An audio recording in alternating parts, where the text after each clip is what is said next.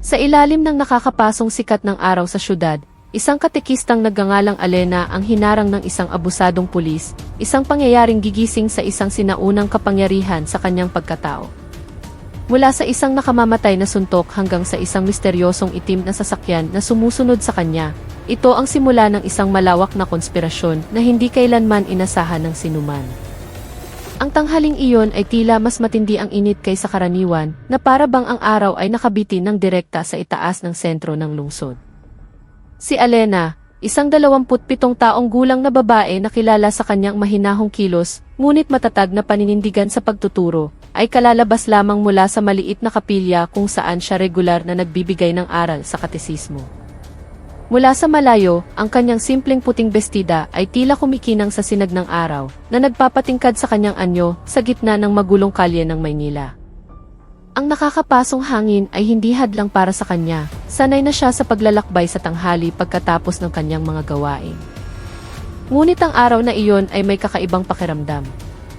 Hindi niya tiyak kung ito ay kutob lamang o isang pahiwatig ng tadhana. Maging ang ihip ng hangin ay tila may dalang hindi pangkaraniwang babala. Sumakay si Alena sa kanyang minamahal na puting scooter, isang motorsiklo na kasama na niya sa loob ng maraming taon. Ang scooter ay hindi lamang isang sasakyan, kundi bahagi ng kanyang pang-araw-araw na buhay, isang maliit na simbolo ng kalayaan na mayroon siya sa gitna ng kanyang abalang schedule ng pagtuturo at volunteerismo sa iba't ibang parokya. Ang mahinang tunog ng makina nito ay salungat sa ingay ng mga sasakyan sa lungsod na walang tigil sa paghahabulan sa kalsada. Dahan-dahan siyang umandar, hinahayaan ang mainit na hangin na humaplos sa kanyang mukha, habang paminsan-minsan ay inaayos ang kanyang buhok na nakatali upang hindi ito liparin. Ninanamnam niya ang maikling biyahe, itinuturing itong oras upang ulitin sa kanyang isipan ang mga aral na kanyang ibinahagi at pakalmahin ang kanyang diwa. Ang kalsada sa tanghaling iyon ay siksikan sa iba't ibang gawain ng mga tao. Ang mga inang pauwi mula sa palengke ay nagmamadaling naglalakad dala ang mga bayong na puno ng gulay. Ang mga tindero sa bangketa ay sumisigaw upang ialok ang kanilang paninda, at ang ibang mga motorista ay abala sa pagbusina ng walang pasensya. Maingat na minaneho ni Alena ang kanyang scooter, binabantayan ang bawat sulok, ayaw niyang masagi o mabangga ng mga sasakyang mabilis ang takbo. Palagi siyang maingat, hindi lamang dahil sa kanyang sarili, kundi dahil ang mga prinsipyong pinanghahawakan niya bilang isang guro ng simbahan ay humihiling sa kanya na maging maayos at maging isang halimbawa sa daan. Sa gitna ng kaguluhan, ang kahinahunan ni Alena ay kapansin-pansin, na para bang siya ay gumagalaw sa sarili niyang daan na hindi naaabot ng gulo ng lungsod. Ngunit sa likod ng tila ordinaryong gawain na iyon, mayroong isang maliit na kaba na dumadampi sa dibdib ni Alena, isang kutob na hindi niya maintindihan. Lumingon siya sa likuran, tinitiyak na walang sumusunod, at bahagyang binilisan ang takbo ng kanyang scooter. Ang kanyang tingin ay diretso sa unahan, ngunit ang kanyang kalooban ay hindi mapakali, na para bang may naghihintay sa dulo ng kanyang paglalakbay. Hindi niya alam na sa loob lamang ng ilang minuto, ang kanyang buhay na tila normal ay magbabago ng husto. Ang mainit na daan na kanyang tinatahak ay hindi na lamang isang ruta pa uwi, kundi ang simula ng isang malaking pangyayari na iayanig hindi lamang sa kanya, kundi sa buong lungsod. Kalalagpas pa lamang ni Alena sa isang malaking interseksyon nang ang dating ordinaryong kapaligiran ay biglang nagbago. Mula sa kaliwang bahagi ng kalsada, isang matipunong lalaki na may makintab na kalbong ulo ang lumitaw at tumayo sa gitna ng daloy ng trapiko. Nakasuot siya ng kulay kapeng uniforme ng pulis na tila gusot, at ang kanyang mukha ay may magaspang na ekspresyon na mahirap baliwalain. Siya si AC Isaberto, isang pulis na ang pangalan pa lamang ay sapat na para sa maraming motorista na piliing lumiko at maghanap ng ibang daan. Sa isang mabilis na kilos, itinaas ni Berto ang kanyang kamay, senyas kay Alena na huminto kaagad. Walang magiliw ng ngiti o magalang na tono tulad ng isang opisyal na nagsasagawa ng lehitimong tungkulin. Ang mayroon lamang ay isang mabangis na tingin na puno ng panggigipit. Ang presensya ni Berto ay hindi karaniwan. Matagal na siyang kilala ng mga residente sa lugar bilang isang pulis na mainitin ang ulo at madalas gamitin ang kanyang uniforme para sa personal na interes. Hindi siya ang tipo na ngingiti habang nagtatanong ng mga dokumento, o ang tipo na magbibigay ng direksyon ng may kahinahunan. Ang paraan pa lamang ng kanyang pagtayo ay nagpapakita na mas gusto niyang mag-utos kaysa maglingkod. Naramdaman ni Alena na bahagyang bumilis ang tibok ng kanyang puso. Hindi dahil sa siya ay may kasalanan, kundi dahil alam niyang si Berto ay hindi isang taong madaling basahin. Ang kanyang puting scooter ay bumagal at tumabi siya gaya ng iniutos, kahit na may pag-aatubili na gumagapang sa kanyang dibdib.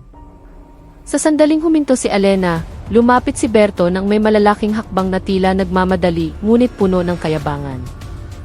Walang anumang pambungad, walang binanggit na dahilan ng paghinto, agad niyang inilahad ang kanyang kamay, hinihingi ang mga dokumento ng sasakyan.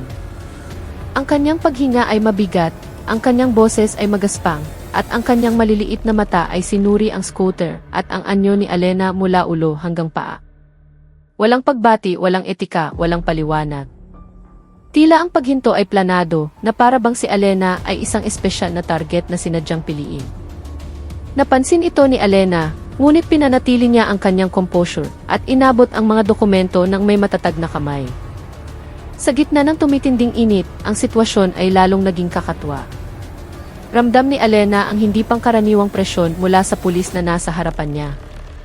Ang kilos ni Berto ay hindi lamang magaspang, kundi tila naglalaman ng labis na pagkainip, isang senyales na mayroon siyang ibang interes bukod sa isang simpleng checkpoint.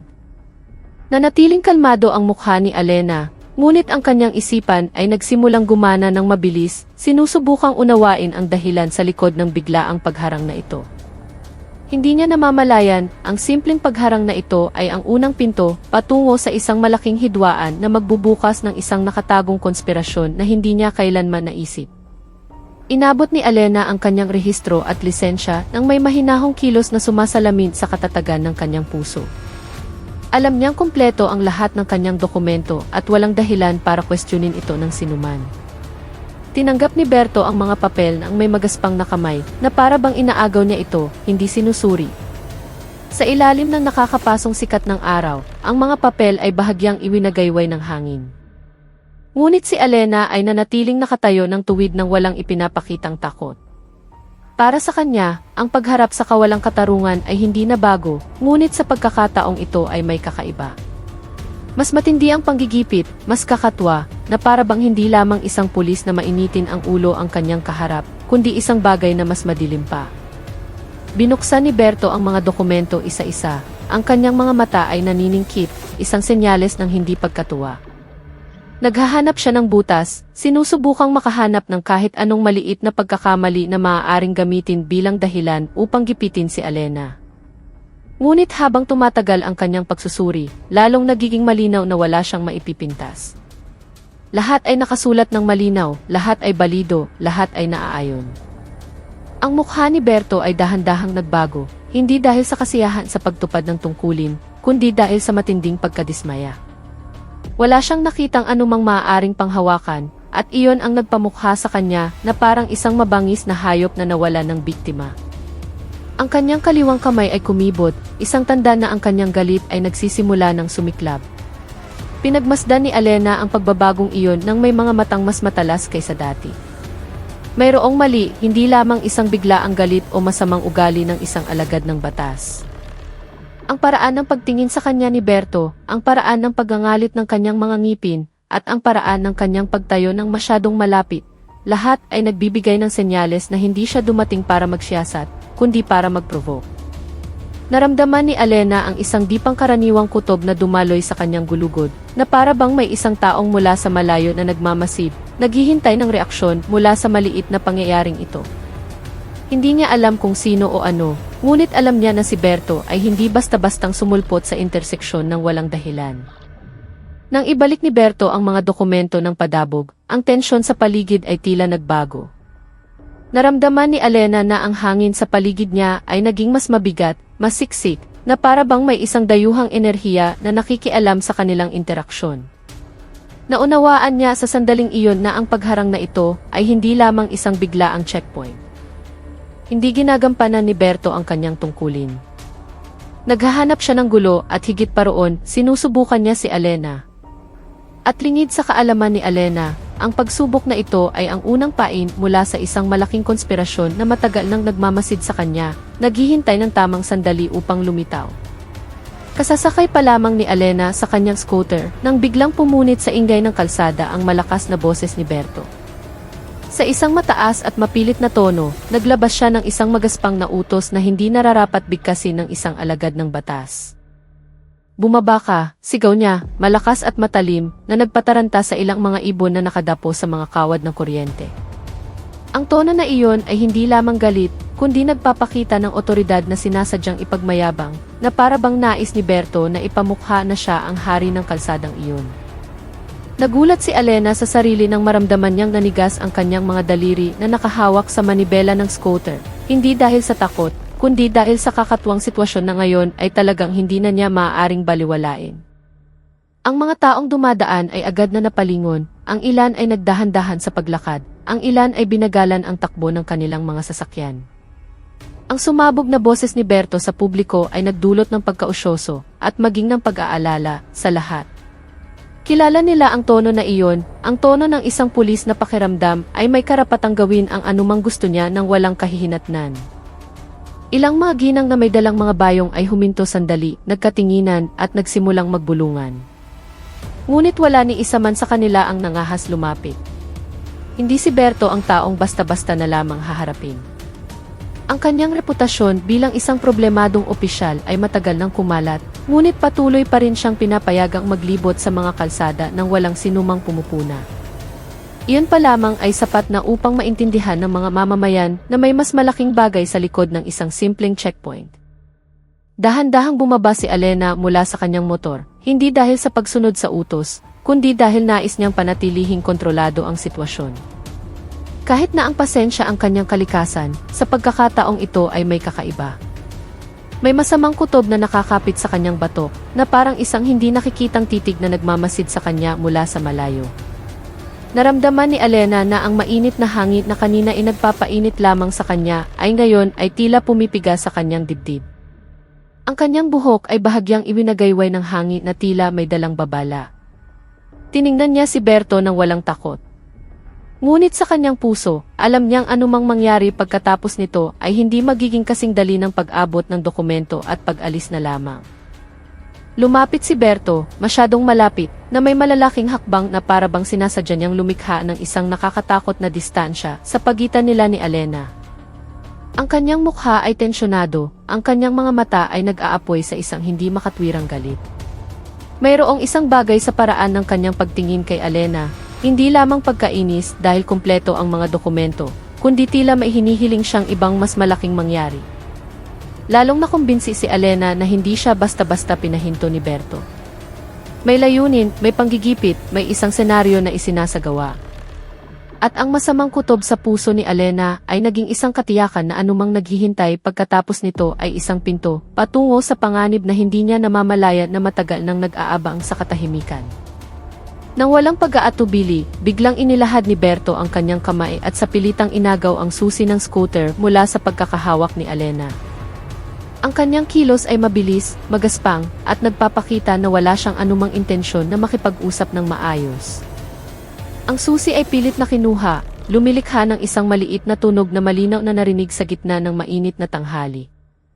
Natigilan si Alena sandali, hindi dahil sa takot, kundi dahil ang lantaran at labag sa prosesong pagtrato na iyon ay nagpakulo sa kanyang dugo.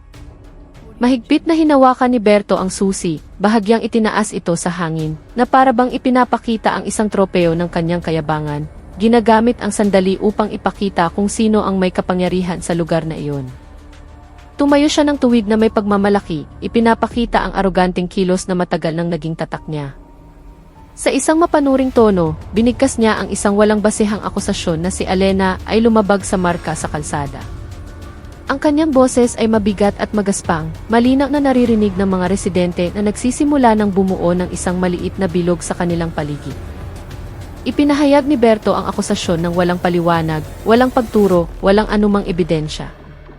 Pinipilit niya lamang ang isang salaysay na kahit siya mismo ay alam na hindi makatuwiran. Tiningnan siya ni Alena ng diretsyo, hindi natitinag, at sa likod ng kanyang mahinahong mga mata, alam na alam niya. Wala ni isang marka sa kalsada ang kanyang nilabag mula pa sa simbahan.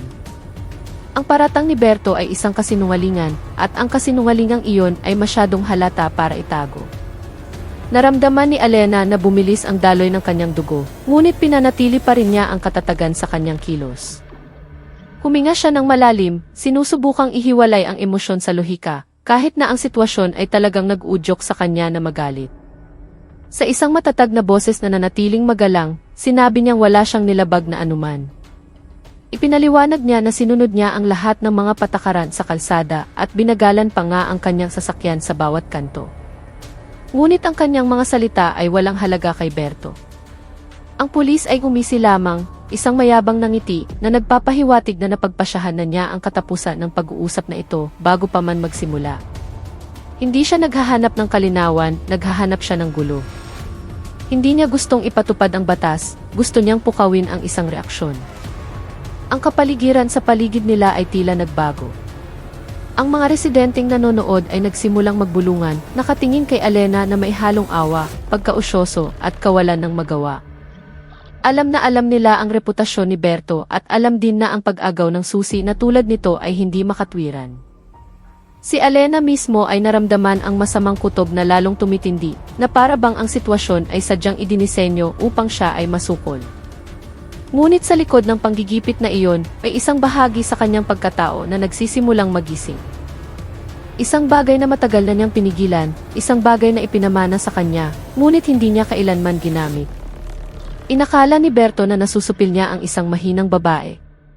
Hindi niya alam na ang kanyang mga kilos ay kumakatok sa pinto ng isang madilim na kapangyarihan na matagal nang natutulog sa loob ni Alena.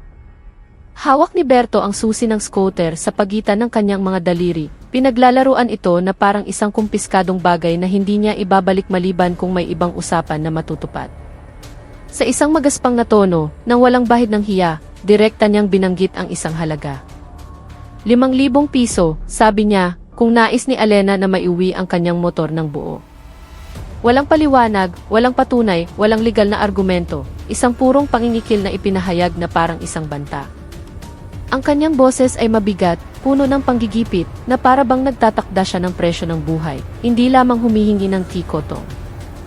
Sa ilalim ng matinding sikat ng araw, ang mga salitang iyon ay bumagsak na parang isang malakas na suntok para sa sinumang nakarinig.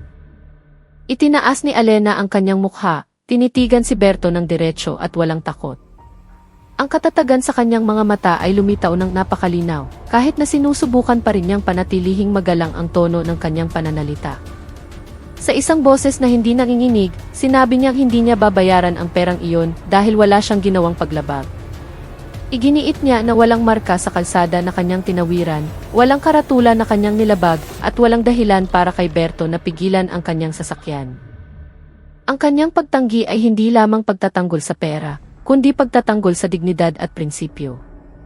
Hindi hahayaan ni Alena na siya ay apakan dahil lamang sa isang taong nakauniporme na pakiramdam ay kaya niyang gawin ang lahat.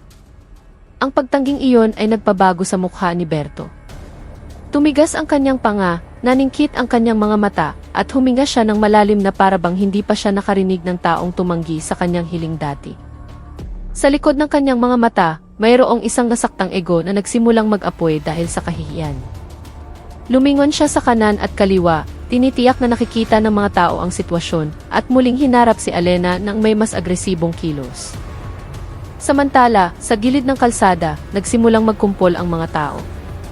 Dahan-dahan silang nagtipon, ang ilan ay huminto gamit ang kanilang mga motor, ang ilan ay binagalan ang takbo upang mas malinaw na makita kung ano ang nangyayari. Mayroong hindi paniniwala sa kanilang mga mukha.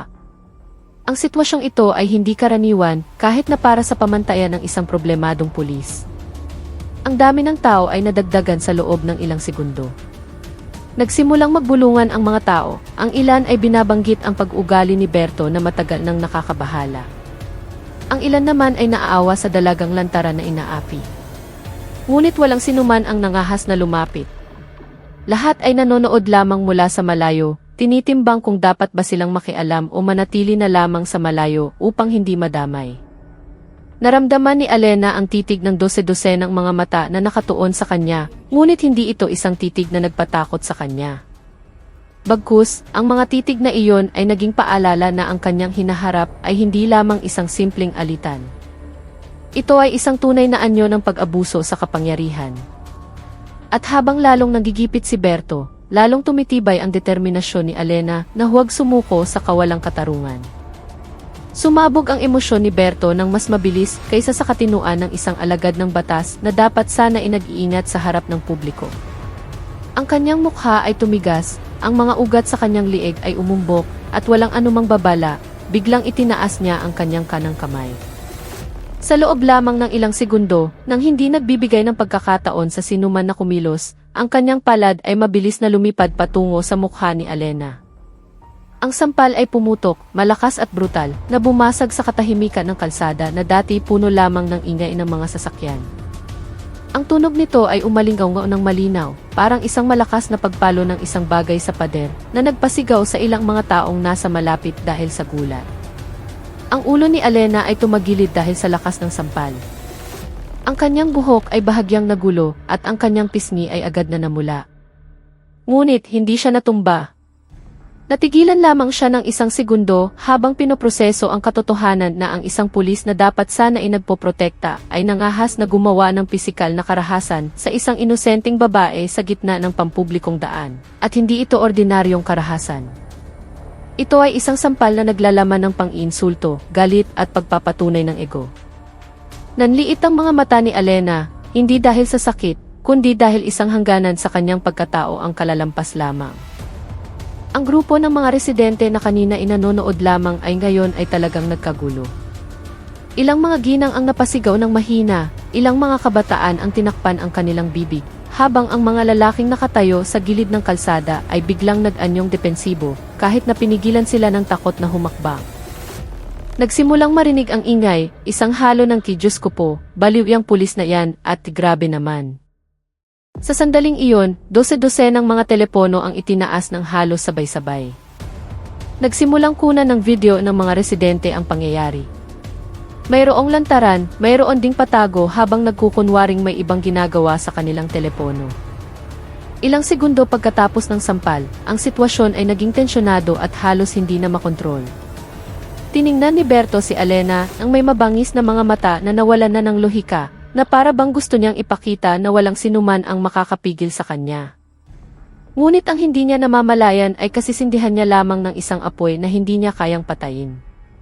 Sa dibdib ni Alena, isang bagay na matagal nang nakabalot ng maayos ay nagsimulang gumalaw, nagsimulang bumangon, nagsimulang humingi ng puwang pagkatapos ng maraming taong pagkakalibing.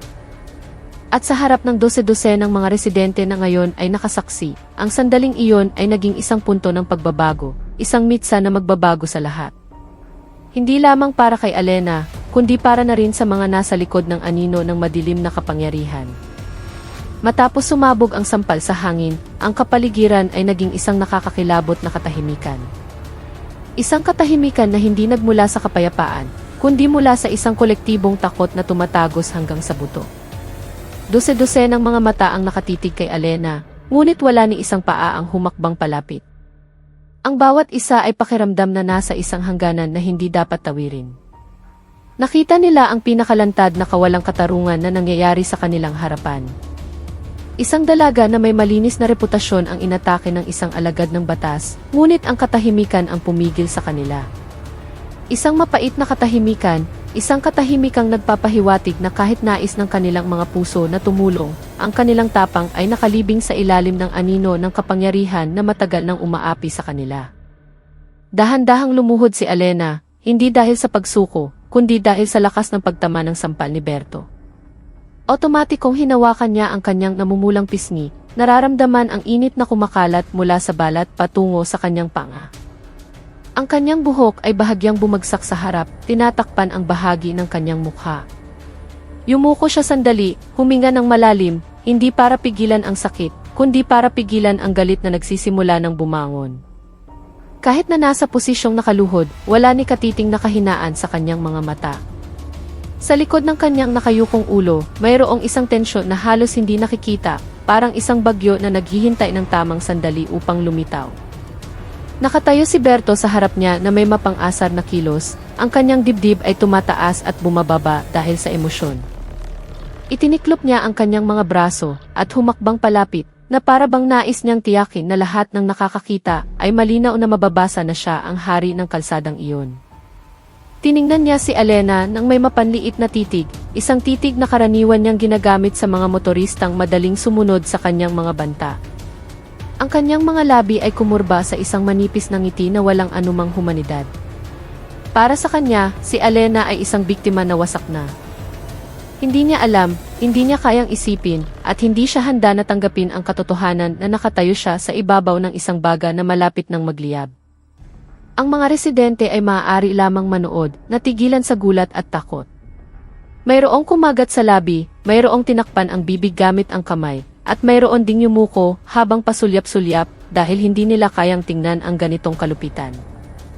Alam ng ilan sa kanila ang reputasyon ni Berto, na hindi siya isang pulis na maaaring labanan gamit ang salita o sentido komon.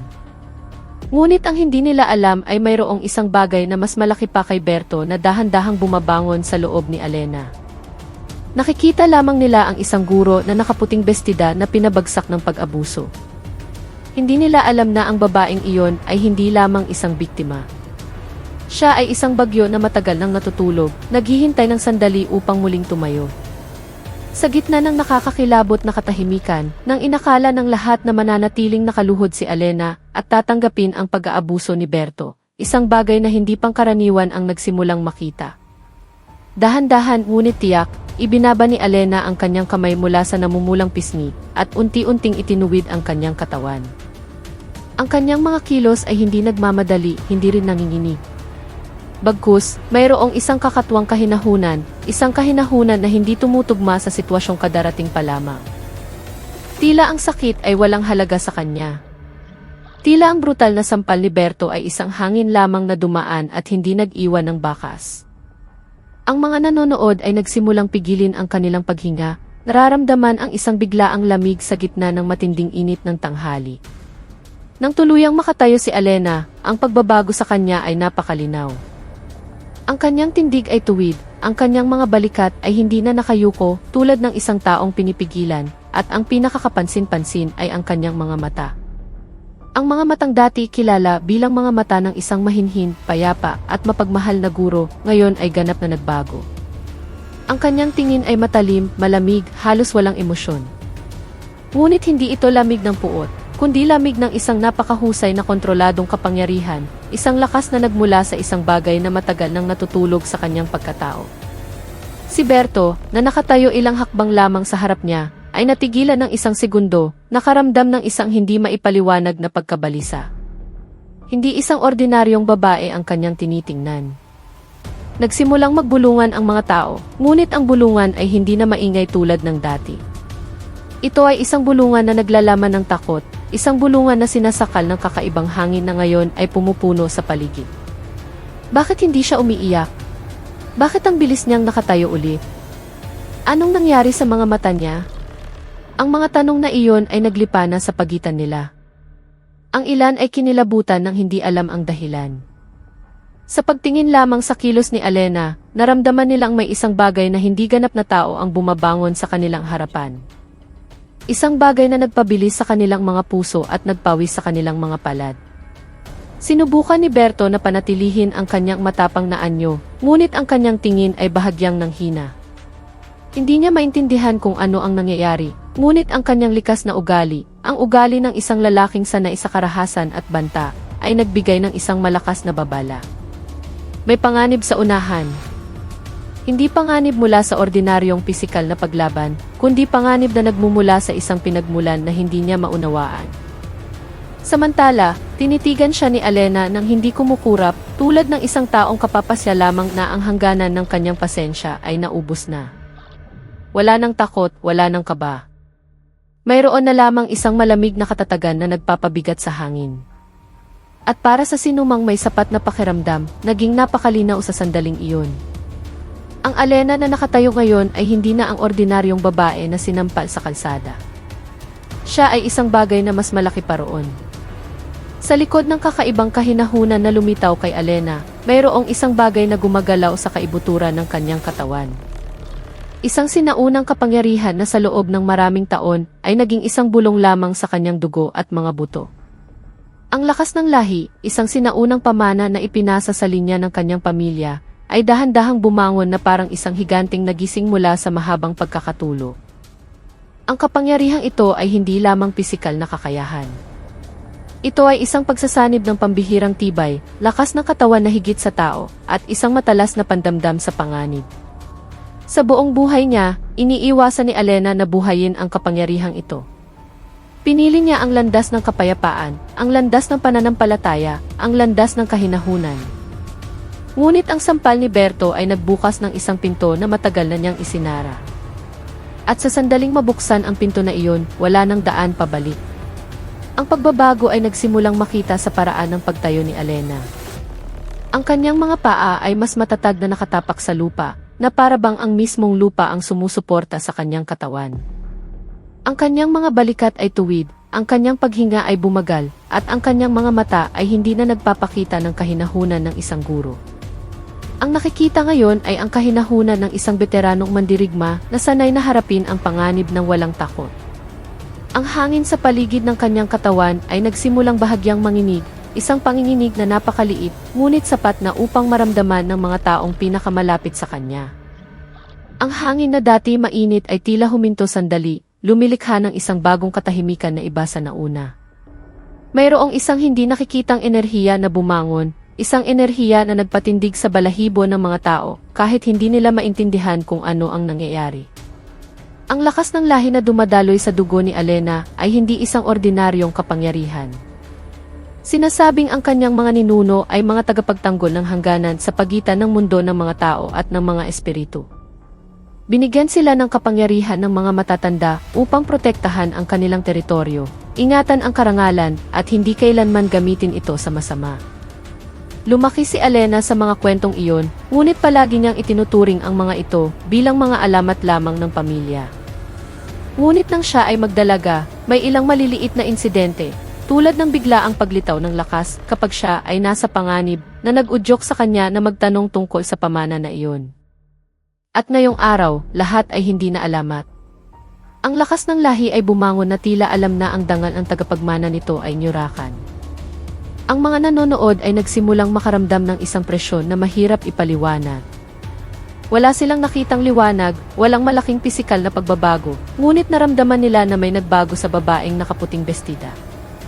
Isang lalaking nasa katanghalian na nakatayo sa unahan ang umurong ng hindi namamalayan na udyukan ng isang kutob na hindi niya maintindihan. Si Berto, na kanina'y mayabang na nakatayo, ngayon ay nakaramdam ng pagbilis ng tibok ng kanyang puso. Mayroong isang mabangis na instingto sa loob niya na nagsasabing gumagawa siya ng isang malaking pagkakamali, isang pagkakamali na kanyang pagsisisihan. Ngunit ang kanyang ego ay masyadong malaki para umurong. Samantala, ang lakas ng lahi sa loob ni Alena ay patuloy na lumalakas, dumadaloy na parang isang rumaragasang ilog na sa wakas ay nakawala sa isang dam. Ano man ang mangyari pagkatapos nito, isang bagay ang tiyak. Si Alena ay hindi na biktima, siya ay isang kapangyarihan na hindi dapat sinusubukan. Ang sumunod na sandali ay naganap ng napakabilis na halos hindi masundan ng ordinaryong mata ng tao. Si Alena, na kanina pa nakatayo ng may nakatagong tensyon, ay biglang iginalaw ang kanyang braso. Walang babala, walang dramatikong pagsabog ng galit, isang maikli, tumpak, at siksik na kilos lamang. Ang kanyang kamao ay tumama sa mukha ni Berto na parang isang kidlat na pumunit sa langit sa tanghaling tapat. Ang tunog ng suntok ay hindi tulad ng ordinaryong suntok. Mas malalim, mas mabigat, at malakas na umalingaw-ngao sa mga gusali sa paligid na nagpasigaw sa mga tao sa gulat. Hindi mukhang nag-effort si Alena, ngunit ang lakas ng kanyang suntok ay lumampas sa hangganan ng normal na tao. Ang katawan ni Berto ay tumalsik na para bang wala siyang bigat. Ang malaking lalaki na kanina ay napakayabang ay kinalagkad pa atras ng ilang metro, lumutang ng kalahating segundo bago tuluyang bumagsak ng malakas sa semento. Nagliparan ang alikabok at maliliit na bato, lumilikha ng isang manipis na ulap na tumakip sa bahagi ng kanyang katawan. Ang tunog ng pagbagsak ay nagpaatras sa ilang mga residenteng nasa pinakamalapit ng may nanginginig na katawan. Walang sinuman ang nag-akala na ang isang dalaga na kasasampal pa lamang ay may kakayahang sumuntok pabalik ng may ganitong kalakas. Para sa mga nakakita mismo, ang eksena ay mas mukhang galing sa isang action film kaysa sa totoong buhay. Agad na nag-react ang mga tao sa isang hati-hating gulat. Ang ilan ay sumigaw ng malakas, mayroon pang biglang nabitawan ang kanilang telepono dahil sa panginginig ng kanilang mga kamay. Mayroon ding tumakbo palayo, takot na maging bahagi ng isang pangyayari na ngayon ay mas delikado pa kaysa sa simpleng alitan sa pagitan ng isang motorista at isang pulis. Ngunit ang ilan naman ay nanatiling nakatayo, hindi makagalaw, ang kanilang mga mata ay nanlalaki habang nakatitig sa katawan ni Berto na nakahandusay at walang magawa. Hindi lamang sila nagulat na makitang sinuntok si Berto, nagulat sila kung paano ginawa ang suntok. Napakalakas, napakabilis, napakahindi pangkaraniwan. Sa kanilang isipan, isang tanong ang paulit-ulit na umuulit, sino ba talaga ang babaeng ito? Samantala, si Alena ay nakatayong tuwid ng walang anumang bahid ng pagod o takot. Ang kanyang kamay nakasuntok pa lamang sa mukha ni Berto ay dahan-dahang ibinaba na parang isang taong nagpagpaglamang ng alikabok mula sa kanyang palad. Ang kanyang ekspresyon ay nanatiling malamig, ang kanyang mga mata ay hindi kumukurap habang nakatitig sa lalaking ngayon ay hindi na makagalaw. Sa sandaling iyon, ang aura ng lakas ng lahi sa kanyang pagkatao ay malinaw na nakita ng sinumang maisapat na tapang na tumingin sa kanya. Hindi nagtatanggol si Alena ng basta-basta, nagbibigay siya ng babala. Ang suntok na iyon ay isang bagong hangganan na kanyang itinakda, isang linya na hindi na dapat tawirin ng sinumang susubok na yurakan ang kanyang dignidad at karangalan. At lingid sa kanyang kaalaman, ang suntok na iyon din ang nagbukas sa mga mata ng mga tao na sila ay nakasaksi sa isang kapangyarihan na mas malaki pa kaysa sa simpleng pisikal na kakayahan ng tao. Ang nakahandusay na katawan ni Berto ay hindi pa nakakabawi ng hininga nang humakbang si Alena palapit ng may kahinahunan na salungat sa kaguluhan na kadarating pa lamang. Walang pag-aalinlangan sa kanyang mga kilos. Walang takot. Walang sumasabog na galit. Mayroon lamang isang malamig na katatagan na nagmumula sa kanyang kalooban. Nang marating niya ang gilid ng katawan ni Berto, bahagya siyang yumuko at inilahad ang isang kamay patungo sa gusot na uniporme ng pulis. Pinigil ng ilang residente ang kanilang paghinga, iniisip na ianigin ni Alena si Berto bilang isang babala. Ngunit ang sumunod na nangyari ay lumampas sa hangganan ng lohika ng sinumang naroroon. Sa isang magaan na kilos, itinaas ni Alena ang katawan ni Berto gamit ang isang kamay. Isang kamay nang walang hirap, nang walang pagbaluktot ng tuhod para kumuha ng puwersa, nang walang paninigas ng mukha. Si Berto, na may malaking katawan at mabigat, ay itinaas na parang isang manikang basahan na para bang wala siyang anumang bigat. Ang mga residenteng nakasaksi ay biglang napahawak sa kanilang mga bibig, ang kanilang mga mata ay nanlalaki sa sobrang hindi paniniwala. Mayroong umurong hanggang sa halos matapilok sa bangketa, mayroong napaupo sa sahig dahil sa panghihina ng kanilang mga tuhod. Para sa ordinaryong pag-iisip, ang ginawa ni Alena ay hindi lamang pambihirang lakas, kundi isang bagay na imposible. Ang katahimikan na nalikha pagkatapos noon ay mas nakakakilabot kaysa sa mga sigaw ng gulat ilang segundo kanina. Nang hindi nagbabago ang ekspresyon at gamit pa rin ang isang kamay, ipinihit ni Alena ang katawan ni Berto sa gilid na parang isang taong magtatapon ng isang bagay na wala ng halaga. Ang kanyang kilos ay magaan, mabilis at hindi nagpapakita ng anumang pag-aalinlangan. Sa loob ng ilang segundo, inihagis niya ang katawan ni Berto sa hangin. Ang mga residenteng nakakita ay maaari lamang sundan ito ng may nakatitig na mga mata. Ang katawan ng pulis ay lumipad pataas, lumutang ng mataas, bago lumipad patungo sa isang puno ng mangga na nakatayo malapit sa interseksyon. Ang mga dahon ng puno ay malakas na nayanig ng tumama ang katawan ni Berto dito, bago tuluyang sumabit sa isa sa mga malalaking sanga. Ang posisyon ng kanyang katawan ay nakatagilid, nakalaylay, nakabitin ng walang magawa na parang isang basahan na basta na lamang itinapon. Sabay-sabay na sumabog ang reaksyon ng mga residente. Mayroong sumigaw ng malakas, mayroong tinakpan ang mga mata dahil hindi na nila kayang tingnan pa, at mayroon ding nakatitig kay Alena na para bang nakatingin sa isang nilalang mula sa ibang mundo. Ang eksena ay masyadong kakatwa para tanggapin ng pang-araw-araw na lohika, ngunit masyadong totoo para ituring na isang ilusyon. Ang puno ng mangga mismo ay dahan-dahang umuuga, ang mga sanga nito ay lumalangit-ngit habang sinasalo ang bigat ng katawan ni Berto. Samantala, si Alena ay nakatayong tuwid lamang, nakatitig sa katawan ni Berto na ngayon ay nakabitin.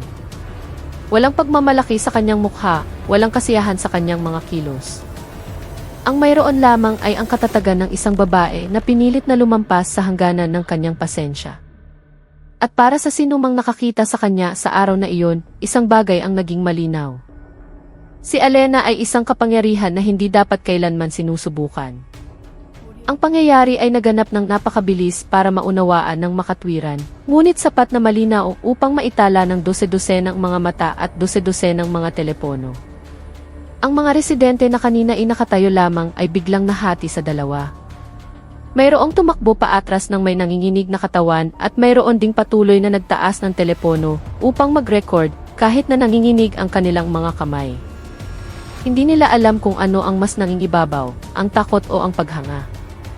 Paano nangyari na ang isang guro ng katesismo na may ordinaryong pangangatawan ay may kakayahang ihagis ang isang malaking pulis hanggang sa sumabit sa isang puno? Paano nangyari na ang kilos na iyon ay mukhang magaan na para bang naghahagis lamang siya ng isang tela? Nagre-record ang mga tao, hindi lamang dahil gusto nilang mag-imbak ng ebidensya, kundi dahil sila mismo ay hindi makapaniwala na nasasaksihan nila ang isang bagay na lampas sa karaniwang pangunawa. Sa loob ng ilang minuto, ang mga recording mula sa mga taong pinakamalapit ay kumalat na parang apoy sa tuyong damo. Ang mga gisi sa messenger, mga grupo ng mga delivery rider, mga grupo ng kapitbahayan, hanggang sa TikTok, lahat ay binaha ng video ng mga sandaling sinuntok at inihagis ni Alena si Berto. Mga caption na may tono ng pagtataka, takot, at paghanga ang pumuno sa mga social media feed. Katekista, inihagis ang pulis. Totoo ba to o edit lang? Nakakatakot, live ko nakita. Ang kapaligiran sa lungsod ay naging isang bulungan na gumagapang mula sa bibig, mula sa screen. Wala pang kalahating oras, ang recording ay umabot na sa local trending. Lahat ay nakakakita, lahat ay nag-uusap at lahat ay nagtatanong, sino ba talaga ang babaeng iyon? Ngunit ang mga kakatwang bagay ay nagsimulang mangyari ng sabay-sabay. Ang mga residenteng nagtatangkang mag-upload ng bagong video o subukang i-share muli ay biglang nakaranas ng parehong bagay. Ang kanilang mga video file ay biglang nasira, kahit na ilang segundo kanina ay normal pa. Kapag pinindot nila ang upload button, kumikislap ang screen ng kanilang telepono. Pagkatapos ay lumitaw ang mga linya ng glitch, tulad ng isang mahinang signal. Pagkatapos noon, ang video ay nawala ng walang bakas, hindi nabura, hindi inilipat, kundi tuluyang naglaho mula sa memorya ng telepono. Inakala ng ilan na nag-error ang kanilang telepono, ang ilan ay nagpanik, ang ilan ay sinubukang mag-record ulit, ngunit ang resulta ay laging pareho, ang file ay nawawala ilang segundo pagkatapos ma-record. Tila mayroong isang kapangyarihan na gumagana sa likod ng mga eksena, pinipilit na manatiling malabo ang pangyayari. Tumaas ang takot ng mga residente. Nagsimula silang magtanungan sa isa't isa nang may nanginginig na boses, bakit nawala yung video? Sino ang nagbura? May nagmamanman sa tin. Ang sandali na dati itinuturing lamang na isang pambihirang pangyayari, ngayon ay naging isang bagay na mas madilim pa. Ang mga residenteng dati mailakas ng loob na lumapit kay Alena ay dahan-dahang lumayo, na para bang takot na madamay sa isang bagay na hindi nila maintindihan. Maging ang mga maihawak pa ng telepono ay nakaramdam ng kaba sa tuwing kumikislap ang kanilang screen. Walang nakakaalam na may ibang partido, isang partido na mas malakas, nakatago, at may akses sa teknolohiya na hindi dapat pag-aari ng ordinaryong tao, ang nagmamasid, tinitiyak na walang ebidensya ang mananatili. At nang hindi sinasadya, napagtanto ng mga residente na ang pangyayaring ito ay hindi lamang isang alitan sa kalsada. Ito ay ang simula ng isang bagay na mas nakakatakot pa. Ilang minuto matapos humupa ang magulong sitwasyon, ang kapaligiran sa interseksyon ay biglang naging mas tahimik, na para bang mayroong isang bagay na pumipigil sa espasyo sa paligid ni Alena. Mula sa silangang bahagi ng kalsada, nang walang tunog ng sirena, walang busina, isang itim na sasakyan na walang plaka ang dahan-dahang dumating. Ang sasakyan ay malaki, isang AV na may makintab na katawan na masyadong malinis para sa isang sasakyang panggobyerno, ngunit masyadong kapansin-pansin para sa isang pribadong sasakyan. Huminto ito ng may kakaibang presisyon, eksakto sa isang punto, kung saan makikita ng mga sakay nito si Alena nang malinaw nang hindi binubuksan ang pinto. Walang hanging gumagalaw sa mga dahon, walang natitirang tunog ng makina. Ang sasakyan ay nakatayo lamang na parang isang anino na biglang nagkatawang tao. Ang salamin ng sasakyan ay napakadilim na kahit ang sinag ng araw ay hindi makatagos.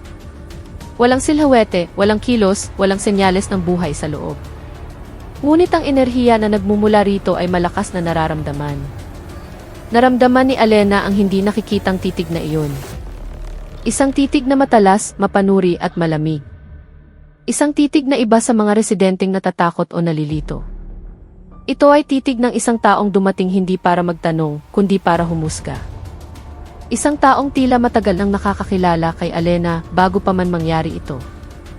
Ang lakas ng lahi na kadarating pa lamang sa kanya ay tila nag-react din sa presensya ng sasakyan na nagpabigat sa kanyang paghinga na para bang may isang taong sumusubok na pigain ang kanyang dibdib mula sa malayo. Ang mga residenteng kanina ay nagkukumpulan ay nagsimulang makaramdam ng isang bagay na hindi nila maintindihan, ngunit sapat na malakas upang manginig ang kanilang katawan. Dahan-dahan, isa-isang umurong sila mula sa grupo. Ang ilan ay tumalikod at umalis, hindi na kayang manatili pa sa malapit sa madilim na aura na ipinapalabas ng misteryosong sasakyan. Ang mga usapan na dati puno ng bulungan ay ngayon ay nawala at naging mahinang pabulong na nalunod sa tensyon ng hangin. Nakita nila kung paano huminto ang sasakyan ng walang ingay, pinagmamasdan si Alena ng walang kilos, at nanatiling tahimik na parang isang mandaragit na nagmamasid sa kanyang biktima. Walang sinumang residente ang nangahas na lumapit, walang sinuman ang mailakas ng loob na kunan ito ng litrato. Alam nila sa kanilang kalooban, hindi ito isang ordinaryong sasakyan ng pulis. Samantala, si Alena ay nakatayong tuwid sa kanyang kinatatayuan, nakatitig sa sasakyan ng hindi kumukurap. Walang takot, ngunit may tumataas na pag-iingat. Naunawaan niya na ang dumating ay hindi basta-basta. Ang aura mula sa sasakyan ay tila pamilyar, katulad ng mga lumang kwento na narinig niya mula sa kanyang ama. Mga kwento tungkol sa isang madilim na grupo na kumikilos sa labas ng batas, nagmamasid sa mga tagapagmana ng sinaunang kapangyarihan mula sa mga anino. Bigla, napagtanto ni Alena na ang kanyang suntok at paghahagis ay hindi ang tanging bagay na nag-anyaya ng panganib. Ang presensya ng sasakyang iyon ay isang tanda na ang hidwaan na kanyang pinasok ngayong araw ay hindi lamang isang alitan sa isang abusadong pulis. Ito ay ang pagbubukas ng kurtina patungo sa isang malaking laro na matagal nang binuo at siya ngayon ang sentro nito. Nagsimulang marinig ang tunog ng sirena mula sa malayo, ngunit ang tono nito ay hindi tulad ng karaniwang sirena ng pulis na matinis, mabilis at ritmiko. Ang sirenang ito ay mas mabigat, mas malalim, at may mahabang tagal na hindi pangkaraniwan na para bang nagbibigay ng senyales na ang darating ay hindi lamang isang ordinaryong patrol. Ang tunog ay gumapang sa hangin, tumago sa mga tao at nagpakilabot sa marami ng walang malinaw na dahilan. Ang panginginig ng sirena ay yumanig sa kanilang mga dibdib, lumilikha ng isang pakiramdam na may isang malaki at hindi magiliw na bagay na papalapit. Tiningnan ni Alena ang pinagmulan ng tunog, at sa likod ng kanyang matatalas na mata, mayroong isang banayad na pagkaunawa na ang pagdating ng sirenang ito ay hindi para tumulong, kundi para magmanman. Sa gitna ng tensyon, isang residente, isang lalaking nasa katanghalian na may mukhang mas matapang kaysa sa iba, ang nagsimulang lumapit sa maliit na grupo ng mga residenteng nananatili pa rin sa gilid ng kalsada. Sa isang pabulong ngunit puno ng katiyakang boses, sinabi niya, hindi ordinaryong pulis si Berto. Parte siya ng Unit Sombra. Ang bulong na iyon, kahit mahina, ay malinaw na narinig ng mga nakatayo sa pinakamalapit.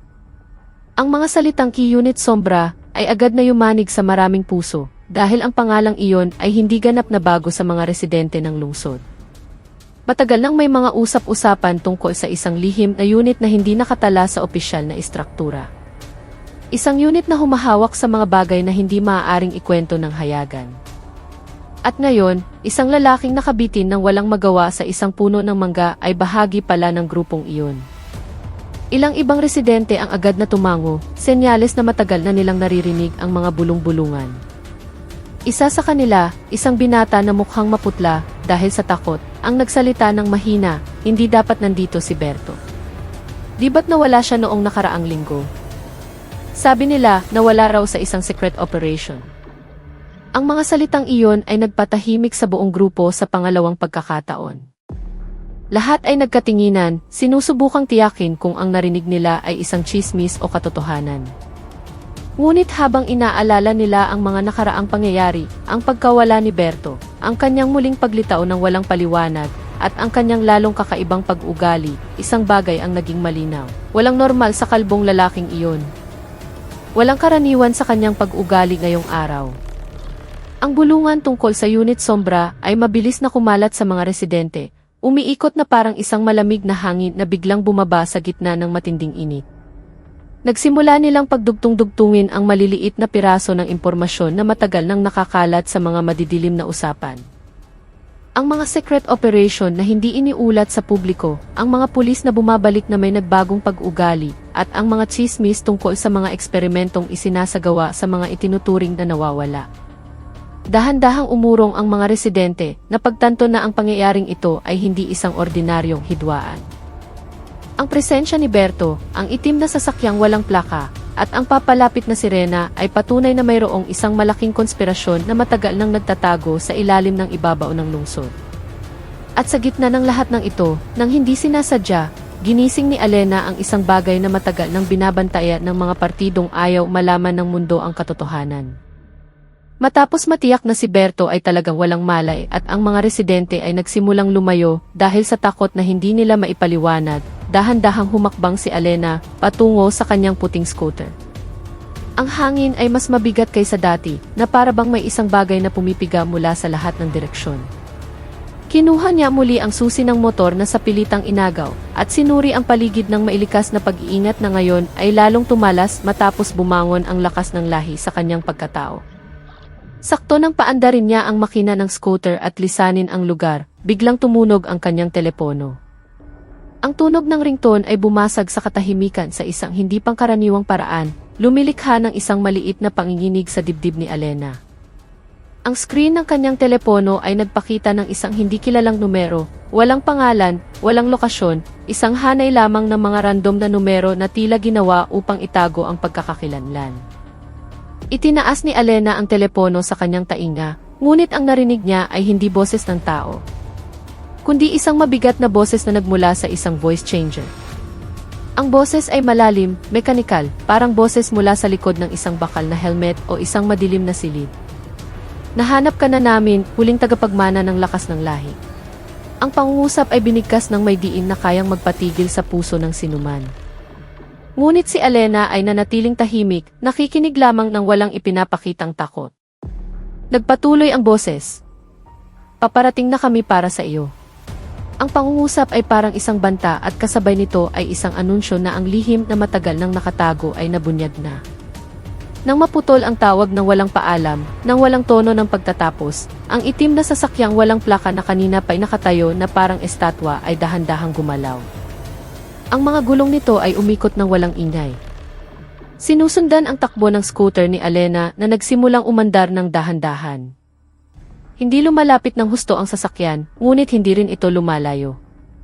Parang isang madilim na anino na sinasadyang bantayan ang target nito upang hindi ito mawala sa kanilang radar. Ramdam ni Alena ang kanilang presensya kahit hindi siya lumingon. Ang kanilang aura ay mapanupil, malamig at malinaw na hindi pag-aari ng mga opisyal na alagad ng batas.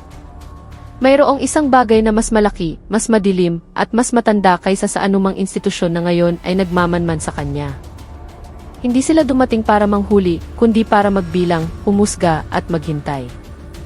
Ang mga residenteng nakakita sa eksenang iyon ay maaari lamang manatiling nakatayo. Nakita nila si Alena na nagmamaneho ng kanyang puting scooter, habang ang itim na sasakyan ay sumusunod na parang isang matyagang mandaragit na sumusunod sa kanyang biktima.